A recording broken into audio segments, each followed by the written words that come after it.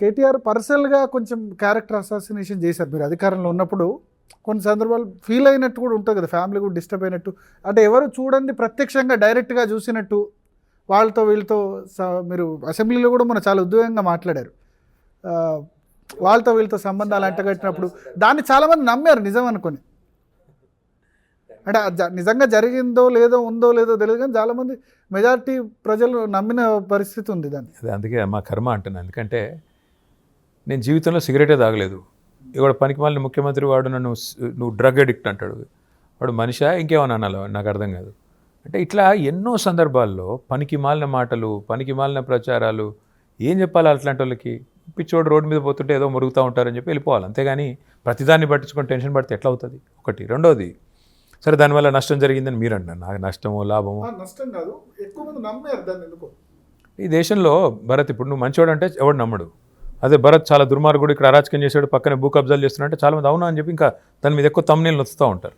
ఈ దేశం యొక్క స్వభావం అది, మనం ఏం చేద్దాం దానికి.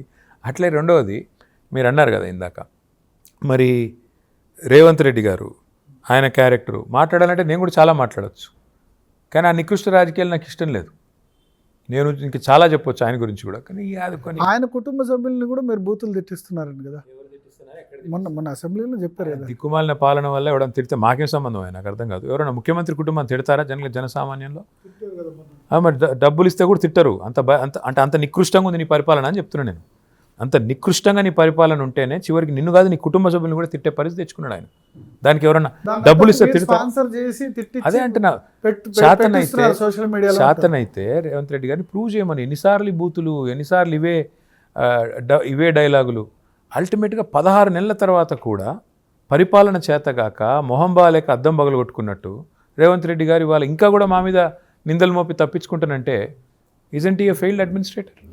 ఫైనల్గా ఎట్లా ఈ ప్లీనరీ తర్వాత ఎట్లా ఉండబోతుంది? పార్టీ నిర్మాణం సంబంధించి అయితే 10 సంవత్సరాలు పెద్దగా దృష్టి పెట్టలేదు. మెంబర్షిప్ విల్ స్టార్ట్ ఇన్ మే, తర్వాత ఆగస్ట్ సెప్టెంబర్ లోపల కమిటీల నిర్మాణం పూర్తవుతుంది. అల్టిమేట్గా మా కొత్త అధ్యక్షుడు ఎన్నిక అక్టోబర్ 2025లో కొత్త అధ్యక్షుడు ఎన్నిక జరుగుతుంది. ఆ తర్వాత శిక్షణా శిబిరాలు ఉంటాయి. మా పార్టీ యొక్క 32 జిల్లా పార్టీ ఆఫీసులను కూడా యాక్టివేట్ చేస్తాము. మధ్యలో ఒకవేళ ఈ ప్రభుత్వం కనుక సాహసం చేసి లోకల్ బాడీ ఎలక్షన్లు పెడితే ఎదుర్కొంటాము. దాంతోపాటు ఉప ఎన్నికలు కూడా 10 వస్తాయని చెప్పి మేము అనుకుంటున్నాం. ఆ 10 ఉప ఎన్నికలను కూడా కొట్లాడాలి, గెలవాలి. సో నెక్స్ట్ 1 year అంతా కూడా మాకు మా టార్గెట్, మా ఎజెండా అంతా క్లియర్గా ఉంది. మరి రోడ్ మ్యాప్ అంతా క్లియర్గా ఉంది. మధ్యలో ఇంకేమన్నా రేవంత్ రెడ్డి గారు ఫుల్ టాస్లు అవి వేస్తే వాటిని కూడా ఆడాలి. ఎందుకంటే IPL సీజన్ కదా, అది కూడా చూసుకోవాలి. ఇప్పుడు ఆల్రెడీ మ్యాచ్ ఏదో స్టార్ట్ అయి ఉంటుంది, అది కూడా నేనేమంటున్నా అంటే అల్టిమేట్గా నువ్వు చూడాల్సింది ముఖ్యమంత్రి నుంచి నా పని అయిందా లేదా. ఇప్పుడు అంటున్నారు ప్రజలు కూడా, అప్పులు చేసిండు అని రేవంత్ రెడ్డి అంటే, అప్పు చేసిండో సప్పు చేసిండో, మాకైతే టైంకి తిండి పెట్టిండు, మాకైతే కావాల్సిన అందించిండు అని ఇప్పుడు అంటున్నారు ప్రజలు. నేను అనేదల్లా ఒకటే, ఇవాళ ఈ ప్రభుత్వం యొక్క నెగిటివ్ పాలసీస్, నెగిటివ్ పాలిటిక్స్ వల్ల దారుణంగా రాష్ట్ర యొక్క ఆర్థిక పరిస్థితి పడిపోయింది. GSTలో 0% గ్రోత్ రేట్. నెగిటివ్ పాలిటిక్స్ వల్ల negative growth rate in vehicle sales, negative policies like Hydraa, దానివల్ల ఇవాళ బాధ అనిపించట్లేదా మీకు రాష్ట్ర పరిస్థితి చూస్తే? అండ్ నెగటివ్ గ్రోత్ రేట్ అంటే ఒకప్పుడు తెలంగాణ ప్రాస్పర్ అయింది, ప్రౌడ్గా చెప్పుకున్న పరిస్థితి నుంచి ఇప్పుడు నెగటివ్ గ్రోత్ రేట్ అంటే ఒక సామెత ఉంది, you are free to choose but you have to face the consequences. వాళ్ళ ప్రజలు ఒక నిర్ణయం తీసుకున్నారు, ఒక అసమర్థ పార్టీకి అవకాశం ఇచ్చారు, వాళ్ళు ఇచ్చిన అడ్డగోలు హామీలను నమ్మారు. తర్వాత 5 ఏళ్ళు ఆ కాన్సిక్వెన్సెస్ మనం అనుభవించాలి. కానీ నెక్స్ట్ మీరు అధికారంలో వచ్చిన మీకు ఇబ్బంది కదా, తప్పదు కదా మరి. 5 సంవత్సరాలు మరి అదే అంటున్నా. ఇప్పుడు మనం అందుకే ఓటు వేసేటప్పుడు జాగ్రత్తగా ఆలోచించకపోతే, ఇప్పుడు 8 మంది కాంగ్రెస్ ఎంపీని గెలిపించారు, 8 మంది బీజేపీ ఎంపీని గెలిపించారు. ఒక్కరన్నా 8 రూపాయలు తెచ్చారా తెలంగాణకి? 8 + 8 సాధారణంగా 16, సాధారణ గణితం. కానీ తెలంగాణలో ఈరోజు 8 + 8 గుండు 0. అందుకే ప్రజలు ఆలోచించాలి ఓటేసేటప్పుడు, ఎవరికి వేస్తున్నాము, ఎందుకు వేస్తున్నాము, వాళ్ళు చెప్పే మాటలు నిజమవుతాయా అబద్ధమా, అసలు వాళ్ళకి సత్తా ఉందా లేదా, ఆలోచించి ఓటేయాలి. కానీ ఆగమాగం చేస్తే ఇట్లే ఉంటుంది. మీరు అడ్డుకోవడం వల్ల ఇవన్నీ రప్చర్ అవుతున్నాయి. లగచర్ల అయినా, హైడ్రా అయినా, ఇవన్నీ కూడా రాష్ట్రానికి పెట్టుబడి రాకుండా చేస్తున్నారు. భరత్ గారు, హైడ్రాతో ఇవాళ నేను అడిగేది ఏమంటే, అనుముల రేవంత్ రెడ్డి గారి సోదరుడు అనుముల తిరుపతి రెడ్డి గారి ఇల్లు FTLలో ఉన్న హైడ్రా ముట్టదు. పట్నం మహేందర్ రెడ్డి గారి ఫామ్ హౌస్ చెరువు మధ్యలో ఉన్న హైడ్రా ముట్టదు. పొంగులేటి శ్రీనివాసరెడ్డి గారి ప్యాలెస్ బఫర్లో ఉన్న హైడ్రా ముట్టదు. కానీ సాధారణ బుచ్చమ్మ కూకట్పల్లిలో గుండాకి చచ్చినా హైడ్రా పట్టించుకోదు. ఎందుకంటే ఆ ఇల్లు కూలగొడతామని నోటీస్ ఇస్తారు. అంటే పేదల మీద ప్రతాపం చూపడం రాజ్యానికి అదేం గొప్ప కాదు. మీకు దమ్ముంటే, ధైర్యం ఉంటే ముందు మీ ఎమ్మెల్యేలు, మీ మంత్రులు వాళ్ళ ఇల్లు కొట్టండి, ఫస్ట్ కొట్టి ఆదర్శంగా నిలబడండి. మీరే స్టార్ట్ చేశారు కదా మూసీ రివర్ డెవలప్మెంట్ కార్పొరేషన్. అవును, మేము స్టార్ట్, కానీ మేము పేదల ఇల్లు కొట్టలేదే. మేము స్టార్ట్ చేసాం, మానవీయంగా చేసాం. ఏం చేసాం మేము? 5 కిలోమీటర్లు నాగోల్ నుంచి పైదాకా మేము ఆల్రెడీ అభివృద్ధి చేసినాం. మొత్తం ఎస్టీపీలు మేమే పూర్తి చేసినాం. రేవంత్ రెడ్డి గారు చేయాల్సిందల్లా ఒకటే, ఇప్పుడు గోదావరి జలాలు ఏవైతే కొండపోచమ్మ సాగర్లో ఉన్నాయో దాన్ని తీసుకొచ్చి గండిపేటలో పోయాలి, అంతే ఆయన చేయాల్సింది. ఇంకేం చేసేదేం లేదు. చుట్టూ 4 ల్యాండ్స్కేప్లు, గార్డెన్లు, పేదల ఇండ్లు కూలగొట్టకుండా కూడా నీట్గా చేయొచ్చు. కానీ దానికి ఆ కొండపోచమ్మ నీళ్లు తీసుకొచ్చి గండిపేటలో పోసేందుకు అయ్యే ఖర్చు దాదాపు 1000-1100 కోట్లు. మరి 1,50,000 కోట్లు కావాలని రేవంత్ రెడ్డి గారు అంటారు. అది అడ్డుకోకూడదా మేము? 1,50,000 కోట్ల దోపిడీ ఎవరి కోసం అని అడగకూడదా? కాళేశ్వరం కట్టి దాదాపు 45 లక్షల ఎకరాలకు నీళ్ళు ఇస్తుంటే ఆ రోజేమో అది దండగా అన్నారు. మరి వాళ్ళ మూసీతో ఎన్ని లక్షల ఎకరాలకు నీళ్ళు ఇస్తారు మీరు? ఎంతమందికి ఉద్యోగాలు సృష్టిస్తారు? ఎంతమందికి అల్టిమేట్గా సంపద సృష్టిస్తారు అక్కడ మీరు? ఒక ఢిల్లీ వాళ్ళకి సంపద సృష్టిస్తే సరిపోతుందా? మీ సీటు కాపాడుకోవడానికి ఢిల్లీకి మూటలు పంపితే సరిపోతుందా? అందుకే వీటిని క్వశ్చన్ చేస్తున్నాం. రెండోది లగచర్ల. మేమేం చేసాం అందులో? నీ సొంత నియోజకవర్గంలో ప్రజలను నువ్వు పట్టించుకోలేదు. మీరు రెచ్చగొట్టారంట. ఏం రెచ్చగొట్టాము? వాళ్ళ భూములు గుంజుకుంటామంటే సిద్దిపేట, గజ్వేల్ ఈ 3 డెవలప్మెంట్ చేసుకుంటే చాలా. ఇక్కడ మాత్రం సిరిసిల్ల, సిద్దిపేట, గజ్వేల్ నా దగ్గర ఉద్యోగాలు రావద్దా? నా నియోజకవర్గంలో నేను డెవలప్ చేసుకోవాలి. దానికి నీకు తెలివి ఉండాలి కదా. దానికి ఎవడేం చేస్తాడు? నువ్వు ప్రజల్ని పిలిచి మాట్లాడే ఓపిక ఉండాలి. నీకు లేదు, మీ అన్నకు లేదు, అనధికార ఎమ్మెల్యే ఆయనకు లేదు, ఎవరికీ లేదు వాళ్ళని పట్టించుకునే ఓపిక. 9 నెలలు టెంట్ వేస్తే ఎవడు పట్టించుకోలేదు. చివరికి వారు మా తెలంగాణ భవన్ ఎత్తుకుంటూ వస్తే మేము వారికి అండగా నిలబడ్డాం. అది కూడా తప్పేనా? ప్రజలకు అండగా నిలబడ్డాం, నువ్వు భూమిని గుంజుకుంటానంటే వారికి ధైర్యం చెప్పడం కూడా తప్పేనా? ఇది అరాచకం చేయడం ఓకేనా?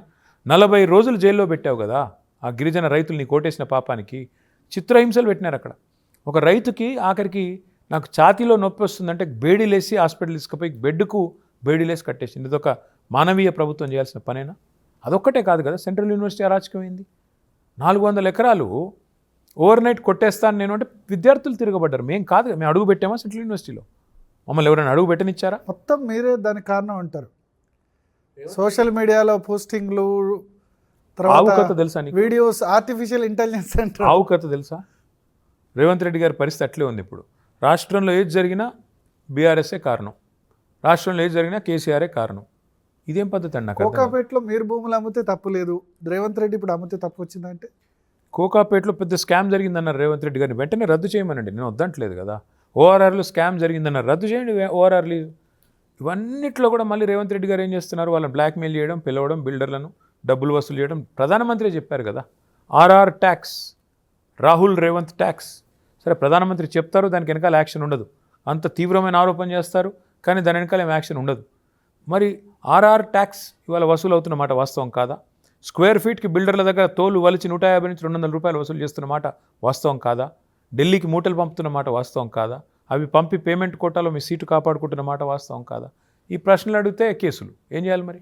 ఏ రాజకీయ పార్టీకైనా డబ్బులు అవసరం ఇవాళ రేపు ఎలక్షన్ ఫేస్ చేయాలంటే. కానీ ఈ రాష్ట్రంలో లేని ఒక అరాచక సంస్కృతి తెచ్చింది రేవంత్ రెడ్డి గారు. బిల్డర్లను బెదిరించి, కాంట్రాక్టర్లను బెదిరించి, ఒక్కొక్కరిని తోలు తీస్తాను, తాట తీస్తానని చెప్పి వసూలు చేసి బ్లాక్మెయిల్ చేసి మరి వాళ్ళు అరాచకం చేస్తున్నారు. అందుకే రియల్ ఎస్టేట్ కుప్పకూలి. ఎట్లా అంటే దీనికి సొల్యూషన్ మీరే ఈ పరిస్థితిలో? కాంగ్రెస్ అనే దరిద్రం పోతే, కాంగ్రెస్ అనే దరిద్రం పోతేనే సొల్యూషన్. అంతకంటే ఏముంటుంది? ఇంకా ప్రతిపక్షంలో ఉన్న మీరు కూడా సజెస్ట్ చేయొచ్చు కదా. ఏం సజెస్ట్ చేస్తాం? అవినీతి ఆపండి అని చెప్తున్నాం. ఆయన ఆపుతాడా? ఆపితే ఢిల్లీకి మూటలు ఆగుతాయి. ఢిల్లీకి మూటలు ఆగితే తెల్లారైన పదవి పోతుంది. ఎట్లా ఆపుతాడు ఆయన? ఇప్పుడు హెచ్సియు ద్వారా చాలా ఉద్యోగాలు క్రియేట్ చేయాలనుకున్నారు ఆ ల్యాండ్స్ ద్వారా. ఫ్యూచర్ సిటీ అని ఒకటి కడుతున్నారు కదా. మేము ఫార్మా సిటీ కోసం 14,000 ఎకరాలు సేకరిస్తే ఆ రోజు ఇదే రేవంత్ రెడ్డి గారు, ఇదే కోమటిరెడ్డి వెంకటరెడ్డి గారు వాళ్ళందరూ రెచ్చగొట్టారు రైతుల్ని. మేము రాగానే అధికారులు మళ్ళీ తిరిగి ఇచ్చేస్తాం మీ భూములు మీకు అన్నారు. కానీ ఇవాళ అక్కడనే ఏదో ఫ్యూచర్ సిటీ కడతాం అంటారు. ఏం ఫ్యూచర్ అయ్యా అంటే ఏఐ సిటీ అంటారు. ఒకవైపు ఏఐ సిటీ అంటారు, ఇంకోవైపు ఏఐ జనరేటెడ్ ఇమేజెస్తో భయపడుతున్నాం అంటారు. అంటే ఆ 14,000 ఎకరాల్లో మరి ఉద్యోగాలు సృష్టించలేకపోతున్నారా? ఈ 400 ఎకరాలు ఎందుకు మీకు? పాపం మేం కాదు కదా కొట్లాడేది, ఆ పిల్లలు. అదొక అర్బన్ లంగ్ స్పేస్గా ఉంది, అక్కడ మొత్తం కాంక్రీట్ జంగల్ అయింది. ఇక్కడేమో అవసరం ఉంది, అక్కడ కట్టండి ఫ్యూచర్ సిటీలో అంటున్నారు. తప్పేముంది దానికి? మీకెందుకు అంత బేసిజం?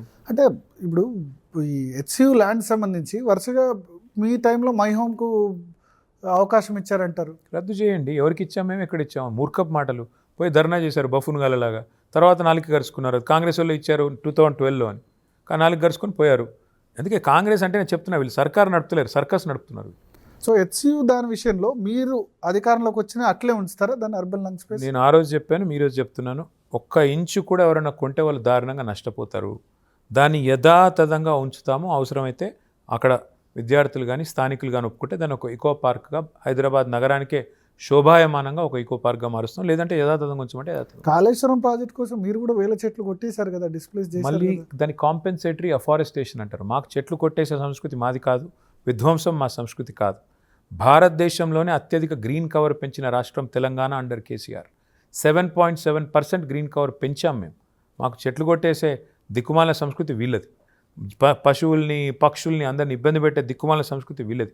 పసిపిల్లలు పుస్తకాలు తీసుకుంటామంటే కూడా ఇళ్ళకి వెళ్ళి తీసుకొని ఇవ్వకుండా ఇండ్లు గుల్లగొట్టే దౌర్భాగ్య సంస్కృతి కాంగ్రెస్ది, మాది కాదు. సో ఇప్పుడున్న పరిస్థితుల్లో ఒక ప్రతిపక్షంలో ఉన్న నేతగా ఇప్పుడు జిఎస్టీ మీరు అన్నారు 0% గ్రోత్ రేట్, బాధాకరం, చాలా ఏం బాధాకరం ఏం లేదు, విధ్వంసకరం. వీళ్ళ విధ్వంసకర ఆలోచనలు, నెగిటివ్ పాలిటిక్స్ మీరు వల్ల. కన్స్ట్రక్టివ్ సజెషన్స్ ఇవ్వచ్చు కదా, రాష్ట్రం నష్టపోతుంది కదా అల్టిమేట్గా. భరత్, మీరు చెవిటోడి ముందు శంఖం ఊదితే వినబడుతుందా? ఈ ప్రభుత్వం దున్నపోతు మీద వానబడ్డట్టు నువ్వు ఎన్నన్నా చెప్పు, మాకే అన్నీ తెలుసు అనే బ్యాచ్ ఇది. అంటే రాజకీయాలు పక్కన పెట్టి మీరు ఏ పక్కన పెట్టాలి భరత్? మమ్మల్ని రోజు జైల్లో పెడతామని బెదిరిస్తుంటే ఏ పక్కన పెట్టాలి? కుడి పక్కన, ఎడం పక్కన? నేను అనేది ఏమంటే ఏడ పక్కన పెట్టేది? మేము చెప్తానే ఉన్నాం కదా, మీరు వెర్రి తిర్రిమొర్రి ఆలోచనలు బంద్ చేయండి. ఎయిర్పోర్ట్, మెట్రో రద్దు, అదేం దిక్కుమాలిన ఆలోచన? అది నా భూమిలో ఉన్నాయంట తోవల, నాకే తెలియదు, అందుకని రద్దు చేస్తారట. ఫార్మాసిటీ రద్దు అంటారు ఒకరోజు, తెల్లారి ఫార్మాసిటీ ఉందని కోర్టులో చెప్తారు. ఫార్మాసిటీ కాదు ఫ్యూచర్ సిటీ అని ఒకరోజు, ఫోర్త్ సిటీ అని ఇంకో రోజు, ఏఐ సిటీ అని ఇంకో రోజు. ఈ తిరిమొరి విధానాలతో ఏమవుతుందండి నాకు అర్థం కాదు. కంపెనీలు పోతున్నాయి. కేన్స్ అనే కంపెనీ మైసూరు నుంచి పట్టుకొచ్చాను నేను, 3,700 కోట్ల ఇన్వెస్ట్మెంట్, వాళ్ళు గుజరాత్కి వెళ్ళిపోయారు. కార్నింగ్ గ్లాస్ అనే కంపెనీ వస్తే అది చెన్నైకి వెళ్ళిపోయింది. ప్రీమియం ఎనర్జీ అనే కంపెనీ మొన్ననే ఆంధ్రాకి వెళ్ళిపోయింది. వీళ్ళు ఎవరితో చేస్తున్నారు ఒప్పందాలు? ఎవరో గోడీ ఇండియా అనట, 8,000 కోట్ల. ఆ కంపెనీకి తాడలేదు, బొంగరం లేదు. నిన్నేదో ఉర్సా క్లస్టర్స్ అంట, 5,000 కోట్ల పెట్టుబడి అంట. దానికి హైదరాబాద్లో ఒక చిన్న అపార్ట్మెంట్లో ఒక చిన్న ఫ్లాట్ ఉన్నది. అట్లే మూడో కంపెనీ స్వచ్ఛ బయో, అనుముల రేవంత్ రెడ్డి, అనుముల జగదీష్ రెడ్డి. జగదీష్ రెడ్డి పెట్టుబడి పెడుతున్నారు, రేవంత్ రెడ్డి గారు పెట్టుబడిని ఆహ్వానిస్తున్నారు. వాల్స్ కర్రా, ఊరు పేరు తాడు బొంగరం లేని కంపెనీలతో ఎంఓయూలు చేసి ఏదో చేసామంటే మనకి ఇట్లే ఉంటుంది. ఇంకెట్లుంటుంది నెగిటివ్ గ్రోత్ కాకపోతే?